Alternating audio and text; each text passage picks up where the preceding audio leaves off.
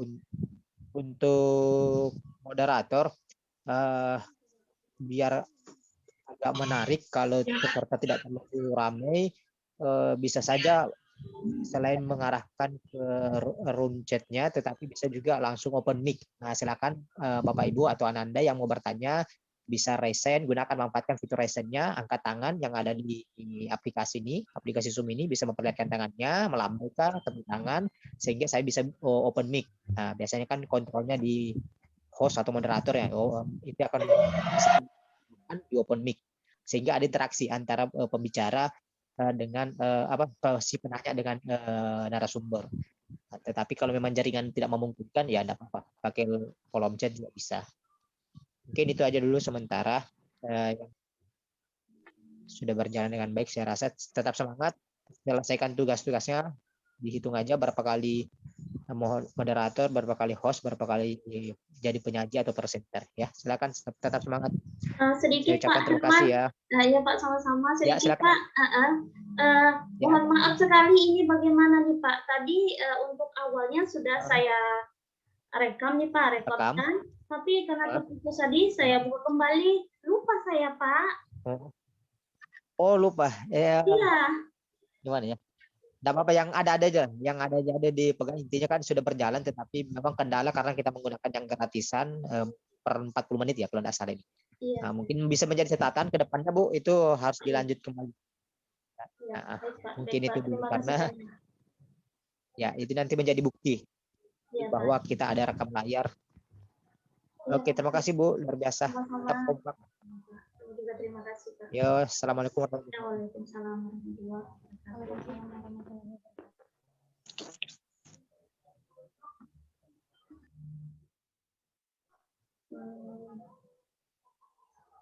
Oke semuanya, terima kasih ya Nanda Suci, Nanda Azatul, Karisma. Terima kasih semuanya, Bapak Hermansyah, Bapak Randi Ramdansyah, terima kasih.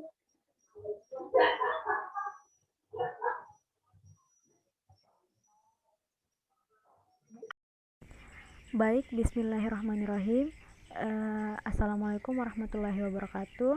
Di sini saya ingin mengulang materi yang saya bagikan ketika presentasi, karena kemarin itu ada kesalahan teknis sehingga pada saat saya berpresentasi tidak ada rekor atau bukti yang kami paparkan. Tetapi jangan khawatir karena di sini saya ingin menjelaskan kembali materi yang saya bawakan pada saat saya berpresentasi. Materinya yaitu cara mengatur waktu secara efektif. Yang pertama yaitu brainstorming atau susun rencana agenda kegiatan. Nah, langkah ini penting jika Anda ingin mengelola waktu dengan baik, terutama jika bekerja di rumah atau secara remote. Jadwal harian membantu Anda untuk tetap fokus pada rutinitas yang perlu Anda lakukan dan menjalankannya tepat waktu, tidak menunda-nunda atau lebih lama mengerjakannya. Sebab ini membuat Anda untuk menjadi kurang produktif dan membuat pekerjaan menjadi lebih menumpuk. Kenapa jadwal ini penting? Karena tanpa pembagian waktu dan kegiatan yang jelas, kita akan cenderung santai. Pilihan untuk bersantai dapat menunda tugas-tugas yang seharusnya dituntaskan.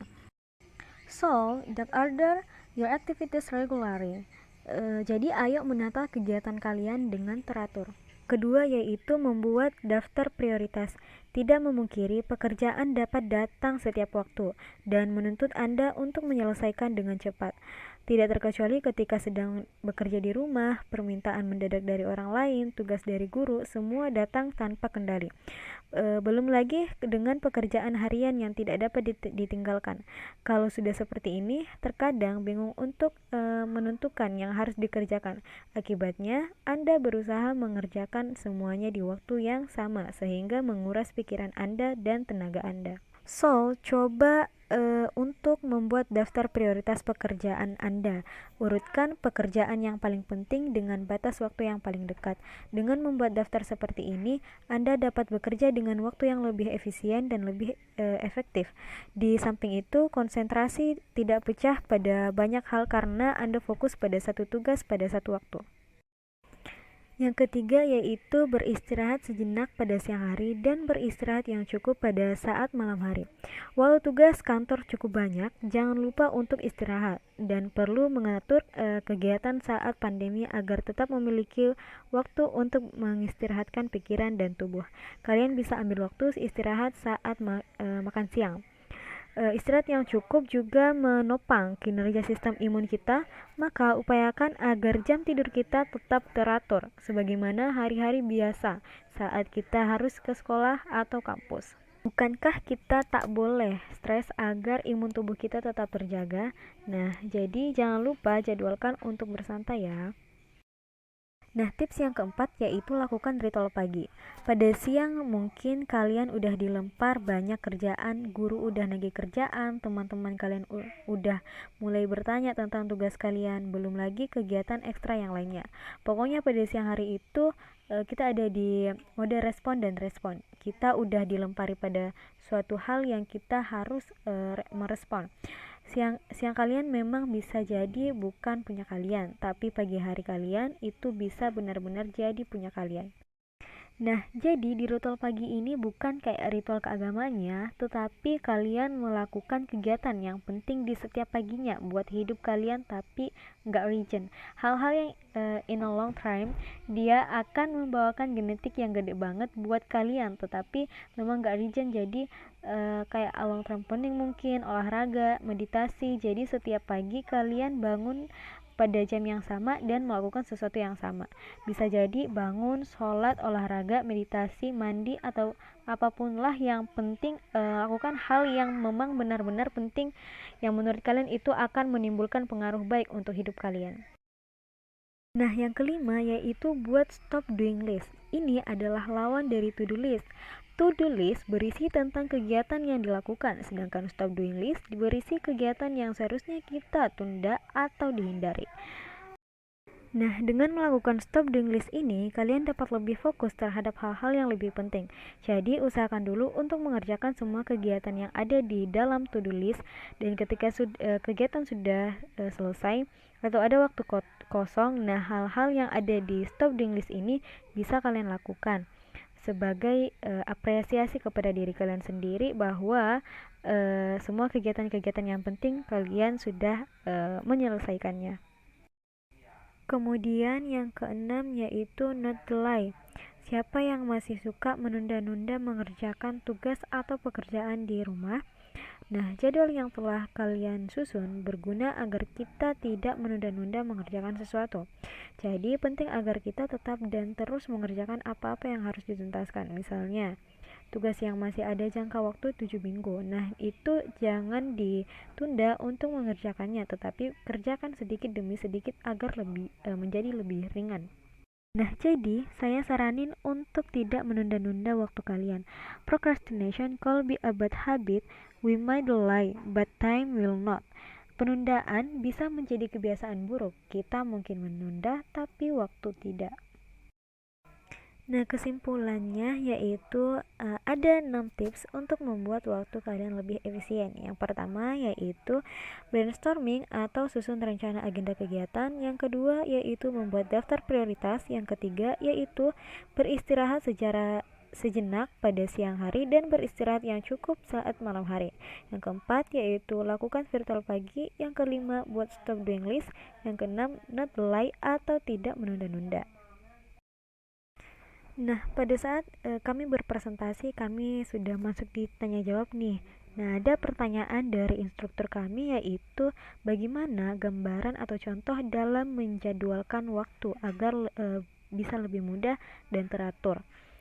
Menurut saya, Anda bisa memakai alarm untuk menjadikan patokan untuk mengatur waktu Anda. Anda bisa mengatur alarm Anda misalnya jam 3 waktunya ngapain, kemudian jam 4 ngapain, supaya ketika alarmnya berbunyi, Anda bisa langsung mengerjakan pekerjaan kalian sesuai jadwalnya. Jadi kalian tidak menunda-nunda lagi. Kalau misalnya alarmnya sudah bunyi, ya pokoknya harus dilakukan sekarang juga. Nah, jadi ada pertanyaan dari salah satu audiens, saya ingat namanya itu Karisma. Pertanyaannya yaitu bagaimana cara kita dalam menyikapi pekerjaan yang sering muncul dadakan sehingga pekerjaan tersebut dapat berjalan dengan efektif. Nah, menurut saya yang pertama yaitu tetaplah tenang. Tetaplah tenang karena dalam menghadapi perubahan dengan rasa panik itu tidak akan membuahkan hasil apa-apa. Yang ada situasi akan bertambah kacau, menyebabkan pikiran buyar dalam seketika. Akibatnya pekerjaan menjadi terbengkalai. Yang kedua yaitu kalian bisa meminta bantuan kepada teman-teman kalian, tetapi di saat yang tepat. Nah, mengambil alih pekerjaan orang lain memang tidak mudah, namun keadaan memaksamu untuk melakukannya. Namun jangan khawatir, Anda tidak bekerja seorang diri karena ada orang-orang yang siap membantu saat mengalami kesulitan. Hanya saja mintalah bantuan di saat yang tepat. Nah, jangan meminta bantuan saat orang lain sedang sibuk mengerjakan tugasnya. Bukan dibantu, yang ada malah permintaan Anda malah ditolak mentah-mentah. Jadi kalian bisa melihat situasinya dulu, kalian bisa meminta tolong kepada teman-teman kalian atau saudara-saudara kalian jika mereka tidak sibuk. Kemudian jangan menunda-nunda pekerjaan. Jika ada tugas yang perlu dikerjakan dan kebetulan ada waktu untuk mengerjakannya, langsung selesaikan sampai tuntas. Jadi, Anda tidak perlu kocar-kacir bila sewaktu-waktu ada kerjaan tambahan, karena pekerjaan utama sudah selesai dan pekerjaan yang misalnya ada yang datang tiba-tiba bisa kalian selesaikan, bisa kalian kerjakan. Kemudian cobalah untuk lebih fokus. Nah, bekerja itu akan lebih enak kalau pakai hati. Jadi bukan setengah-setengah karena dapat menyebabkan kesalahan yang semestinya tidak terjadi. Nah, misalnya untuk tugas A, Anda tahu kalau penyelesaiannya menggunakan cara B, tetapi malah keselip pakai cara C karena kurang konsentrasi saat mengerjakannya. Nah, berikutnya yaitu lakukan evaluasi terhadap pekerjaan. Pekerjaan saat ini tidak hanya 2 atau 3 saja, tapi sudah 5 atau malah lebih. Nah, meski demikian, hindarilah yang namanya mengeluh, karena ini tidak akan memberikan efek apapun. Daripada mengeluh, lebih baik evaluasi yang mana yang seharusnya kalian lakukan terlebih dahulu. Nah, kembali kepada yang tadi yaitu membuat skala prioritas. Nah, di sini ada ada 2 kategori yaitu urgent dan important. Urgent artinya hal yang dilakukan secara segera, sedangkan important adalah hal yang penting untuk dilakukan. Nah, misalnya kalau misalnya tugas kalian itu urgent dan important adalah kegiatan yang perlu dilakukan pertama kali. Nah, jadi di situ kalian harus dilakukan pada saat itu juga. Nah, misalnya meeting Zoom. Nah, di situ kalian diberikan tugas harus mengikuti meeting Zoom pada waktu itu juga dan jam itu juga. Nah, di situ kalian memang harus melakukannya, tidak menunda-nunda, tidak ada alasan untuk tidak mengerjakannya. Kemudian important but not urgent, kegiatan yang penting tapi tidak perlu dilakukan segera. Biasanya adalah kegiatan yang masih mempunyai jangka panjang. Jadi semua kegiatan yang ada di kuadran ini, yang ada di kategori ini dapat dilakukan nanti. Contohnya jika ada tugas yang waktunya masih ada 1 minggu lagi, nah bisa kalian evaluasi, bisa kalian lakukan di lain waktu sebelum. Yang penting jangan lewat dari terakhir dari batas waktunya. Kemudian urgent but not important, kegiatan yang perlu dilakukan segera namun tidak terlalu penting. Contohnya ketika ada teman nih yang langsung minta bantuan kepada kita untuk mengerjakan tugasnya. Nah, yang mengalami kesulitan.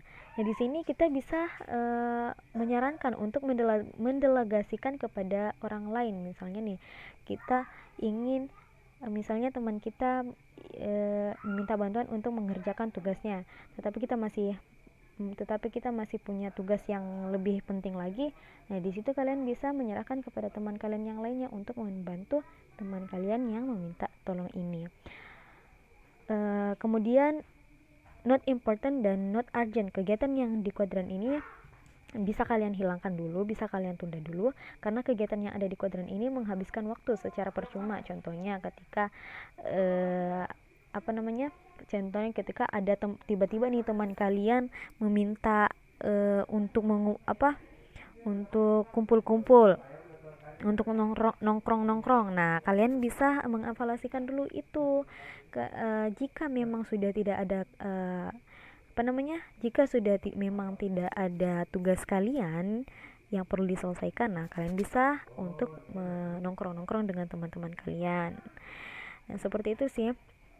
Kemudian di pertanyaan berikutnya ada lagi.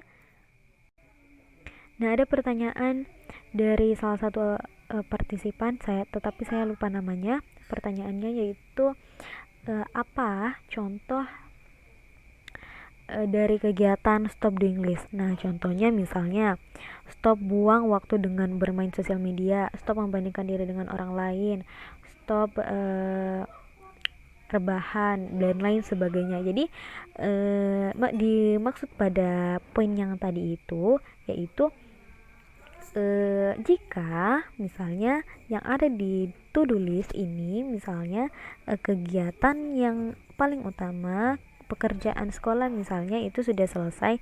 Nah, yang ada di stop doing list ini bisa kalian lakukan. Misalnya rebahan, main HP, bersosial media, membandingkan diri kalian kepada orang lain dengan positif sekali-kali kan. Kemudian pokoknya kalian bisa melakukan yang ada di stop doing list ketika to do list atau tugas-tugas yang utama kalian itu sudah selesai. Mungkin itu saja sih materi dari saya pas kemarin ketika saya berpresentasi. Lebih dan kurangnya mohon dimaafkan. Wassalamualaikum warahmatullahi wabarakatuh.